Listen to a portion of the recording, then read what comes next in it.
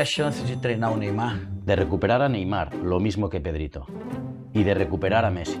Xavi revelou que teve a chance de levar Lionel Messi e Neymar de volta ao Barcelona quando era técnico da equipe. Em entrevista a Romário, o ex-meia explicou que Neymar não retornou por conta dos problemas financeiros que o clube enfrenta há alguns anos. Já Messi, mesmo tendo um acerto encaminhado, não voltou por causa de uma rixa com o então presidente do Barça. Ainda assim, Xavi conseguiu levar Dani Alves de volta ao clube catalão. Se liga no vídeo. A chance de treinar o Neymar? Sí, tuve una oportunidad, pero no se dio también. No se dio tampoco. Então, quando você assumiu o Barcelona, você queria o Neymar?